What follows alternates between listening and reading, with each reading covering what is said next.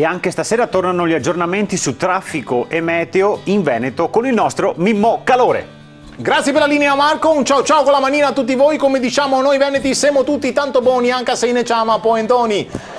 Ma prima di parlare del nostro amato Veneto, naturalmente noi dobbiamo darvi anche delle notizie se viaggiate all'estero, quindi se ad esempio andate nei Paesi Bassi, il consiglio che vi diamo è di incucciarvi molto bene per passare sotto le porte, altrimenti sbattete la testa. Certo, perché sono Paesi Bassi e quindi dobbiamo stare attenti. Ma certamente, ma poi lo dice anche la città più importante dei Paesi Bassi, come si chiama? Aia. Bravo, perché la gente sbatte la testa. Voi fate attenzione. Possiamo tornare in Veneto, Mimmo? Certo, torniamo in Veneto, come potete vedere qui, la statale 50 di Bassano del Grappa qui, ecco, è stata chiusa per guida in stato di ebbrezza. Immaginavo. E alcuni automobilisti ci segnalano sulla 307 del Santo, ecco, la strada statale 307 del Santo, si stanno lamentando un sacco, veramente un lamento continuo, più che un lamento, pare uno sfogo, pare il famoso sfogo di Sant'Antonio.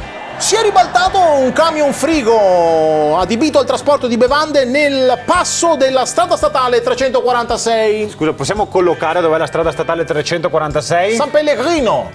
San Pellegrino, che montagna esagerata! Ma in Veneto che c'è qualcosa che... Certo, in Veneto lavori lungo la strada statale, vedete questa qui, la 347 del Passo Duran, per incentivare il turismo. Mare Montagna si sta costruendo una strada che collegherà direttamente il Passo Duran con le isole veneziane di Muran e Buran, e passerà poi anche da Conegliano, Mogliano e Mirano, dando così origine alla nuova strada statale Duran, Conegliano, Mogliano, Buran, Muran.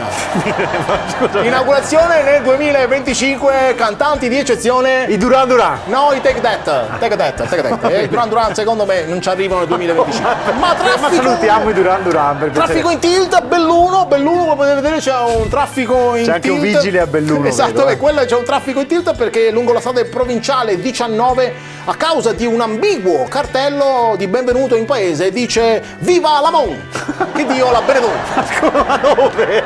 Ma per piacere. Noi vogliamo anche ringraziare naturalmente i nostri sponsor di giornata. Il primo è il negozio di computer per bambini Piccinin e il secondo è il famosissimo negozio di fiori a Mestre. Cioè? Gesboccio. Ma no, per piacere. Ciao a tutti. Ciao ciao con la manina. E attenti al vigile di Belluno,